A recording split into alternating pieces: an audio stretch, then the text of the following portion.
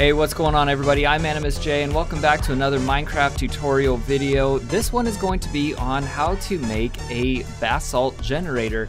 Now, normally these videos only apply to Bedrock, but this will apply to every single edition of Minecraft, and that's because the mechanics of this are unanimous across the board. So no matter what you're playing Minecraft on, you'll be able to follow along with this tutorial and build this super duper fast basalt generator. So I am now in survival mode, and if we look at my inventory, I've got one single piece of basalt so far, and there is nothing inside of the chest. This rig might look a little complicated, but it's actually super easy and can be made in only a couple of minutes. So if I get up here and I have an efficiency 5 pickaxe, now mind you, this will be faster if you do it in the nether, because of how fast lava flows in the nether, but I will show you that in just a second. So just doing this in the overworld, if we take a look, I'm just gonna hold left click on my mouse, and what that's gonna do is it's just gonna constantly break the basalt all the way down every time it generates. So we've been here for what, maybe 10 seconds max, and if I come down to my chest right here, you can see that we are flowing in, and we should be just short of a stack because we're breaking 5 every time. It looks like we did lose 1 to the lava. Every now and then you will get a piece floating on top, which it doesn't look like is the case here. So we did lose the 1 to the lava, but hey, not really bad. 10 seconds, just short of a stack. Yeah, I'll take that any day. So I will go over how to build a super simple one, and then I'll go over to how to build this super fast, better one, and I'll demonstrate it in the nether as well. So there will be an item list of everything you need in order to build the bigger, faster version of this farm down in the description below. Check that out if you need to gather the resources first, but it's really not that much, to be completely honest. Now let's go over the basic mechanics of how basalt is created. You're going to need blue ice and soul soil. It does have to be soul soil and not soul sand because it will not work with soul sand, and it has to be blue ice. It cannot be any of the other ices. If you don't know, if you go to a crafting table and you take normal ice and you put it in a 3x3 pattern like that, it will give you packed ice. You do the same thing with packed ice, it will then give you blue ice. So if you can't find blue ice on your own, you can always find an iceberg biome, create your own ice, whatever. Get it to where eventually you've got 5 pieces of blue ice, because that's what you're going to need in order to make the bigger farm. But as far as the smaller one goes, all we're going to do is we're just going to make a small containment for some lava. And I'm going to put the source lava next to the soul soil.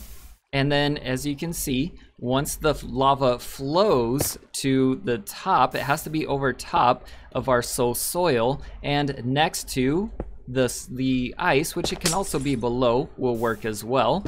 Then that is what creates our basalt. And as you can see, sometimes it's a little bit slow flowing over, sometimes it's a little bit fast.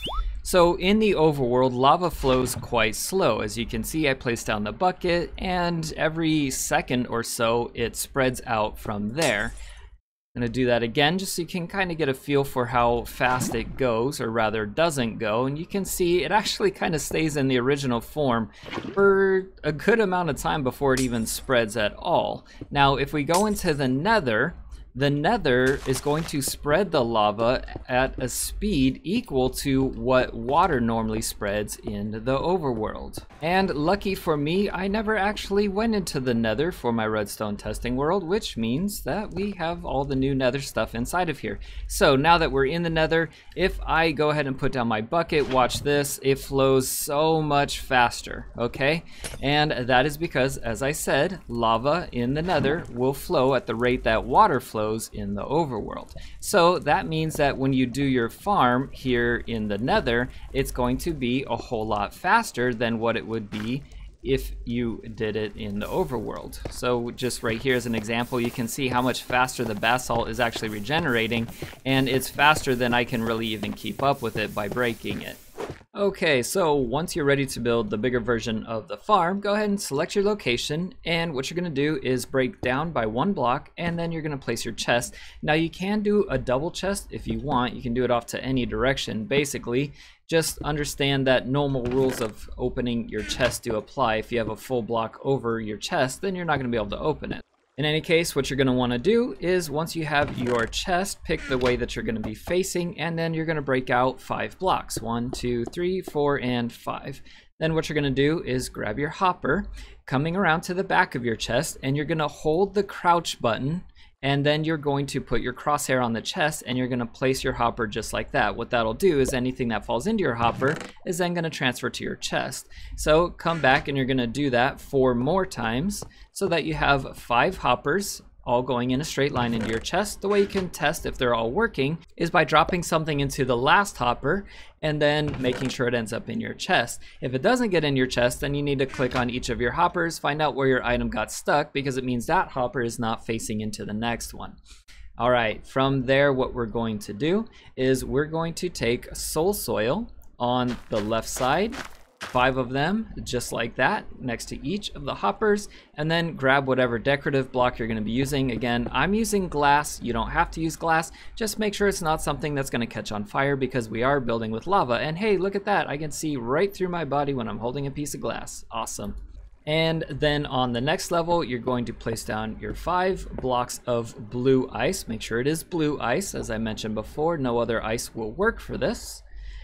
Come to the back, and what we're going to do is we're just going to close that off, and then in the front we're going to close that off for now as well. Then what you're going to do is come up by 1 and then back by 1 and break out the one that's above your soul soil, and then you're going to create a line just like so. This may be a permanent line. You may have to break it temporarily. I should say it's meant to be a permanent line, but you may have to break it in order to push your soul soil into place.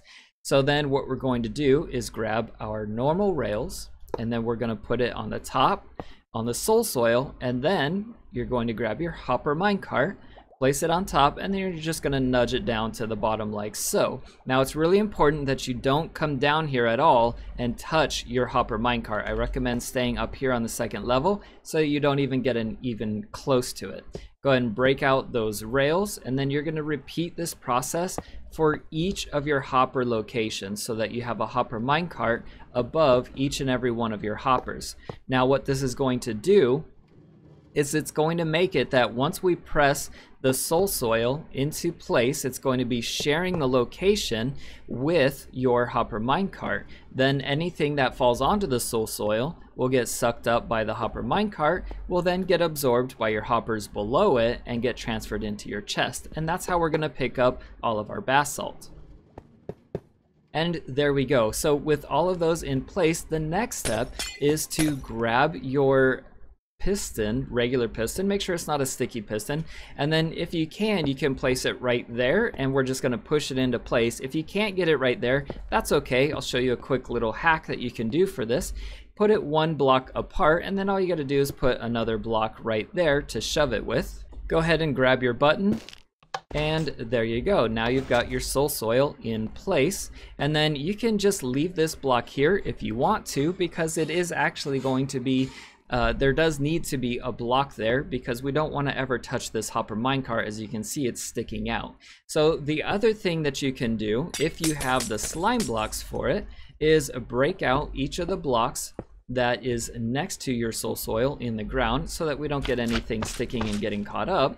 And then what you'll do is take your piston and put it into your slime blocks like so, or you can use the little 1 block hack as I just showed you. Go ahead and grab your button, put it on your piston, and then you're just going to press it, and as you can see, it pushed all of our soul soil into place at once. Break your slime blocks out, make sure you don't touch your hopper minecarts, and go ahead and put in place whatever decorative block you're using, making sure that you fill in the corners. It's really important to have the corners fill in, because otherwise your hopper minecarts can wiggle around and they will go through the corners. Break your pistons, you don't need it anymore. And then what you're going to do is we're going to build up the little chamber for our lava. So basically putting back in that 1 step up, it should look just like this. We're going to cap off the ends just like this. We'll cap off that one temporarily, and then what we're going to do is we're going to take our lava, and then we're going to place a lava source lava over top of each location. So you should have 5, 4, and 5. And what you should see is each basalt should form over top of your soul soil. If you didn't get basalt over any of the locations, make sure you're using soul soil and not soul sand. And then make sure you have blue ice and not packed ice. Now, next what we're going to do is I'm just going to cover up each of the locations over here. And then I'm actually going to leave the area above the blue ice not covered up, and there's a reason for that, and I'll go over it. It probably isn't going to happen, but it does happen on occasion. So I'm going to break out those 2 blocks, and then the next thing I'm going to do is grab a glass pane, and I'm going to place it right here. And the reason is because I want to make sure I don't get too close and bump that hopper minecart and get it to move around. So then, of course, this is actually all done. My chest is completely empty. I have no basalt in my inventory. I'm gonna go ahead and go into survival mode right now. Grab my pickaxe. It does have efficiency 5 on it, but you can see if I just hold the break button, we break all 5 basalt that's formed every time that it reforms. So I can just stand here holding the break button, and it's all going to pretty much get picked up by the soul sand. Now, the reason that I had you leave this uncovered is because if you start generating faster than you're breaking, i.e. if you're being super efficient and building this in the nether rather than in the overworld where it will be faster, then what will happen sometimes is your basalt will force your blocks to go up, and then it will squeeze out. By leaving this row open, it means that it'll squeeze out over here where you can pick it up a whole lot easier. But if I check my chest right now, we're just short of a stack, and that was maybe, what, 10 seconds? Not even that much. And of course, if you do this in the nether, then you'll get much faster results.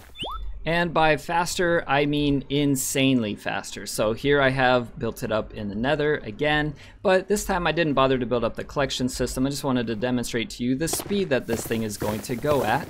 It will be a little slow at first, but as you can see, once you get it going, it's non-stop. I mean, it's insane. You can see the durability of my pickaxe just going down and down and down and down. So yeah, my recommendation, if you want a lot of this stuff super duper fast, build it in the nether. And you can also see here what I was talking about with some of the blocks squeaking out through the top. So if I build up my top right here, like I had told you to do, leaving the ice open, what will then happen is that the ice should fall out onto the side where the ice is whenever the basalt pushes it up through the top. And there we go, we got it to happen. If I just make my way up here, you can see a whole bunch fell off to here, and then we got a little bit on top of the ice. So it makes it for much easier collection. And if you were to leave this side open, then what would happen is it might squeeze out and fall into the lava, which of course we don't want. We want to be able to get everything.